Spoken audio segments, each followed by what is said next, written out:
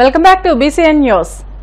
చంద్రబాబుతోనే కేంద్రంలో మోదీ ప్రభుత్వం నిలబడి ఉందని పీసీసీ అధ్యక్షురాలు వైఎస్ షర్మిల అన్నారు. రాజధాని గ్రామం ఉదండ్రాయనపాలెంలో ప్రధాని మోదీ రాజధాని అమరావతికి శంకుస్థాపన చేసిన ప్రదేశాన్ని ఆమె సందర్శించారు. 16,000 గ్రామాల నుంచి తెచ్చిన నీరు, మట్టిని పరిశీలించారు. శిలాఫలకం వద్ద కూర్చుని నిరసన వ్యక్తం చేశారు. రాజధాని అమరావతికి 2015లో శంకుస్థాపన చేసిన మోదీ అభివృద్దికి సహకరించలేదని మండిపడ్డారు.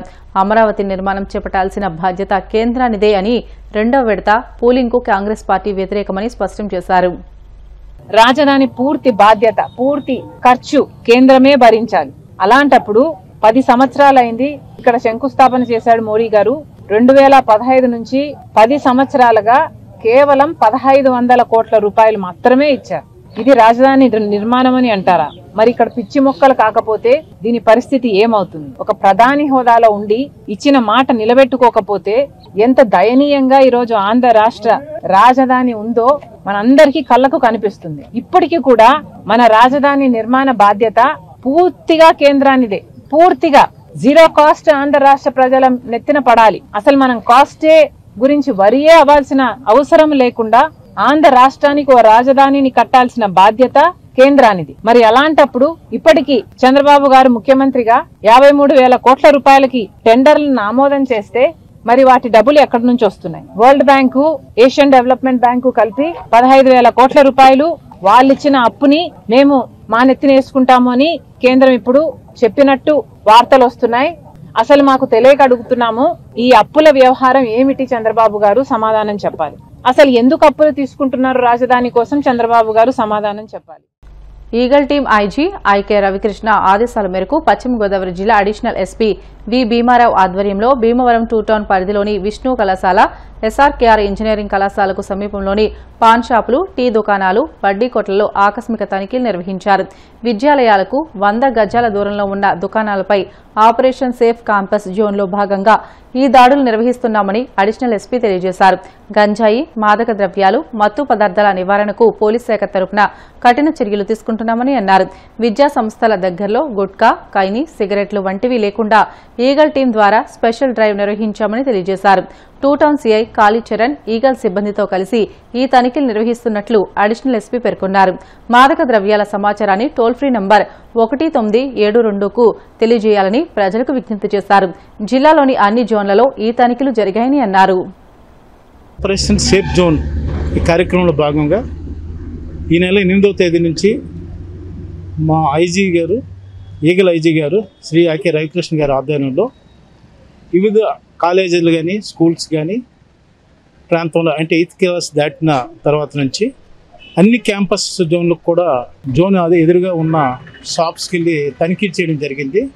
అదేవిధంగా కాప్టా యాక్ట్ భాగంగా దీంట్లో మా 2 టౌన్ సిఐ కాళీచరణ్, అదేవిధంగా ఈగల్ టీము, పోలీస్ సిబ్బంది అందరూ కూడా ప్రతి వెస్ట్ గోదావరి జిల్లాలో మొత్తం అన్ని ప్రాంతాల్లో కూడా తనిఖీలు జరుగుతున్నాయి. తనిఖీలు చేసి కాప్టా యాక్ట్ ప్రకారం ఏమైనా ఉంటే, వైలేషన్ ఉంటే కేసులు కూడా నమోదు చేయడం జరుగుతుంది. ముఖ్యంగా దీని ఉద్దేశం ఏంటంటే ఆపరేషన్ క్యాంపస్ సేఫ్ జోన్ అనేది కార్యక్రమం, వినూత్న కార్యక్రమం చేపట్టడం జరిగింది. ఈ కార్యక్రమంలో ఎటువంటి సిగరెట్ కానీ, మత్తు పదార్థాలు కానీ ఎటువంటి ఉండకుండా చూడడమే దీని భాగం. విద్యార్థులు కూడా చాలామంది సహకరిస్తున్నారు. దీంట్లో భాగంగా ప్రతి ఒక్కరు కూడా తనిఖీలు చేస్తున్నారు ముమ్మరంగా. ఈరోజు ఆఖరి రోజు కాబట్టి ప్రజలందరికీ కూడా విజ్ఞప్తి చేస్తున్నాం, ఎటువంటి సమాచారం ఉన్నా 1972కి కాల్ చేసిన వెంటనే దానిలో ఇది టోల్ ఫ్రీ నెంబర్, దీని మీద ఏవైనా ఉంటే మాకు సమాచారం మీ ద్వారాగా తెలియజేయవలసిందిగా రిక్వెస్ట్ చేస్తాం. రాష్ట్ర సమగ్ర అభివృద్ధికి కూటమి ప్రభుత్వం తొలి ప్రాధాన్యం ఇస్తోందని ఉంగుటూరు ఎమ్మెల్యే పచ్చమట్ల ధర్మరాజు పేర్కొన్నారు. పల్లెపల్లెకు పచ్చమట్ల కార్యక్రమంలో భాగంగా ఏలూరు జిల్లా భీముడోలు మండలం మల్లవరం, ఆగడాల లంక, లక్ష్మీపురం, కోరుకొల్లు, గుండుగొలను గ్రామాల్లో ఎమ్మెల్యే ధర్మరాజు పర్యటించగా గ్రామాల్లోని నాయకులు, స్థానికులు ఆయనకు ఘన స్వాగతం పలికారు. ఈ సందర్భంగా ఎమ్మెల్యే మాట్లాడుతూ కేంద్ర ప్రభుత్వ సహకారంతో CM Chandrababu, deputy CM Pawan Kalyan నేతృత్వంలో రాష్ట్రంలో అభివృద్ది పరుగులు తీస్తుందని అన్నారు. ఏడాది పాలనలో అద్భుత సుపరిపాలన, అభివృద్ది, సంక్షేమ పథకాలకు పెద్దపీట వేశారని అన్నారు. గుండుగొలను వద్ద ఏలూరు కాలువపై వంతెన నిర్మాణాన్ని త్వరలోనే పూర్తి చేస్తామని పేర్కొన్నారు. ఎందుకంటే ఎక్కడ ఏది అవసరమో ప్రతి గ్రామంలో కూడా ఆయన తెలుసుకుని చేయడం ఆయనకు అలవాటు. దానికి తగ్గట్టుగా నాకు అంబేద్కర్ గారు మా కుటుంబం అంటున్నాము.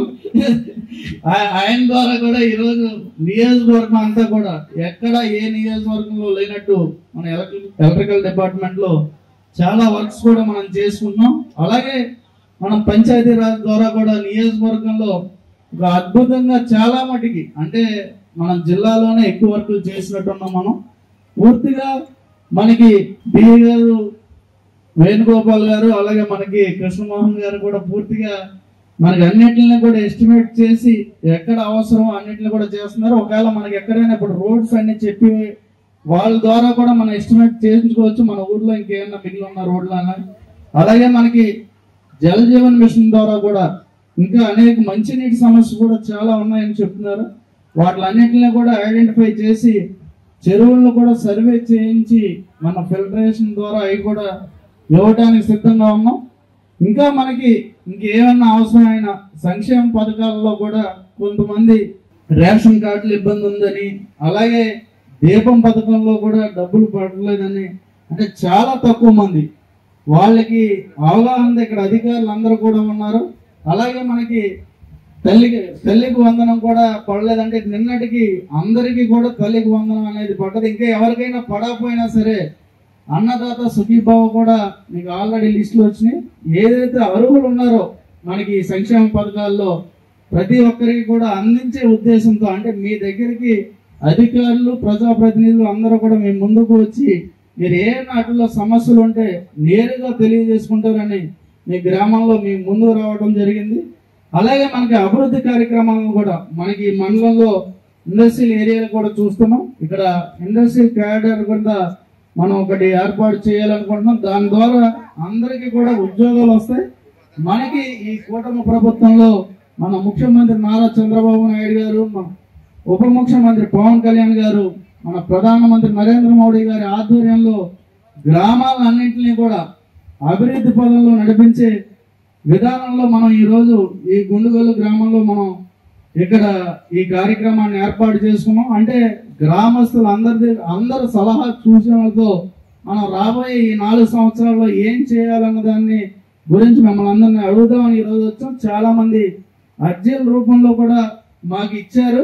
వాటినన్నింటినీ కూడా పరిశీలించి అర్హులైన ఉన్న అందరికీ కూడా అవి వర్తించేటట్టు చేయటం, అలాగే రోడ్లు కానీ డ్రైన్లు కానీ మంచినీళ్ళు కానీ మౌలిక వసతులు అన్నింటినీ కూడా ఏర్పాటు చేసే బాధ్యత నాదని మీ అందరికీ కూడా తెలియజేసుకుంటూ లో వోల్టేజ్ కూడా ఉండటం జరిగింది. మరి మన ఎమ్మెల్యే గారు నోటీసులో తీసుకురావటం ఆయన ఇమ్మీడియట్ గా ₹1,00,00,000 మీకు ఒక ట్రాన్స్ఫార్మర్ పెట్టి 5 ఇయర్ ట్రాన్స్ఫార్మర్ పెట్టడం జరిగింది. అది పోయిన నెల మనం చార్జ్ చేసాం. ఇప్పుడు నుంచి కూడా ఇంకా మీకు ఏ విధమైన విద్యుత్ సమస్యలు కానీ లో వోల్టేజ్ సమస్యలు కానీ ఎలక్ట్రికల్ అంటే ఎక్స్ట్రా స్తంభాలు కానీ ఏది కావాల్సినా కూడా ఇమ్మీడియట్ గా మార్చడం జరుగుతుంది. మరి మన ఎమ్మెల్యే గారు మేము ఏది అడిగినా కూడా ఆయన పైనతో మాట్లాడి మాకు కావాల్సిన విధంగా శాంక్షన్ చేస్తున్నందుకు మరొకసారి మా డిపార్ట్మెంట్ తరఫున ఆయన ధన్యవాదాలు తెలియజేస్తున్నాం.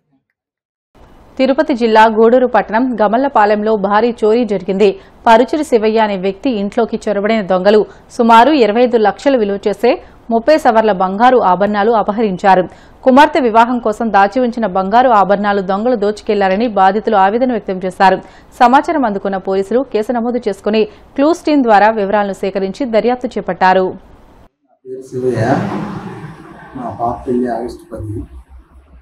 నేను బంగారం తెచ్చిపెట్టుకోండి ఇంట్లో. నిన్న 32 సవర్లు నిన్న అన్ఎక్స్పెక్టెడ్గా మాకు ప్రయాణం పడింది. చీకటితో 3 గంటలకు లేచి 3:30కి లేచి ఇంట్లో నుంచి నెల్లూరుకి వెళ్ళాము. నెల్లూరుకి వెళ్ళి మా ఆడవాళ్ళు వదిలేసి మా పాప వదిలేసి వచ్చేటప్పుడు నాకు ఫోన్ వచ్చింది. మా అబ్బాయి చేశాడు, ఇంట్లోనే ఉన్నాడు మా అబ్బాయి బెడ్రూమ్లో. ఈ విధంగా తలుపు బాగా కొట్టేశారు. అంటే ఏం జరిగింది ఏంటంటే నాకేం తెలియదు, నువ్వు రా అన్నారు. నేను తొందరగా నేరుగా ఇంటికాడికి వచ్చి కలిసి ఈ విధంగా జరుగుతుంది. నేను తలుపు పగలు కొట్టేసింది. తలుపు ఇంట్లో చూస్తే ఏమీ లేవు. మొత్తం లేదు ఎక్కడికే తీసుకొచ్చి పెట్టి సామాన్ అంతా ఈ పక్కనే పెట్టి పక్కన పేర్చుకొని తీసుకెళ్ళిపోయారు. 32 సవర్లు బంగారు. దాన్ని మార్చి చేయాలని చెప్పి నేను పెట్టుకున్నాను మా పార్టీకి. ఇది ఈ విధంగా జరిగింది. 1,20,000 1,20,000 రూపాయలు ఒకటి క్యాష్, 20,000 ఉండిలో. 1,20,000 డబ్బులు కంప్లైంట్ ఇచ్చున్నాం. ఈరోజు వచ్చారు ఏనుగుర్తుల్లో స్క్వాడ్ వచ్చారు తిరుపతి నుంచి, వాళ్ళు తీసుకొని. వార్తలు ముగించే ముందు ముఖ్యాంశాలు మరొకసారి. దేశ పురోగతిలో యువత భాగస్వాములై నిబద్ధతతో సేవలు అందించాలి. కేంద్ర ఉక్కు భారీ పరిశ్రమల శాఖ సహాయ మంత్రి భూపతిరాజు శ్రీనివాస్ వర్మ సూచనలు.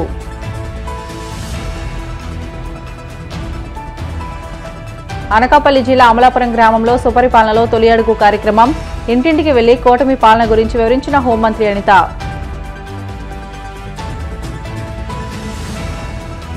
గంగాధర నెల్లూరులో సుపరిపాలనలో తొలి అడుగు కార్యక్రమంలో పాల్గొన్న మంత్రులు గొట్టిపాటి, మండిపల్లి. మేనిఫెస్టోలోని ప్రతి హామీని అమలు చేస్తున్నామని వెల్లడి.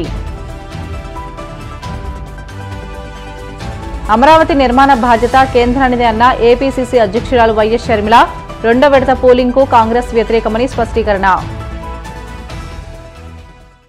ఇవి ఇప్పటివరకు బులెటిన్లోని అప్డేట్స్. మరిన్ని వార్తల కోసం BCN digital YouTube channel, Facebook పేజీని ఫాలో అవ్వండి. అప్డేట్ వార్తల కోసం ప్లీజ్ డూ సబ్స్క్రైబ్.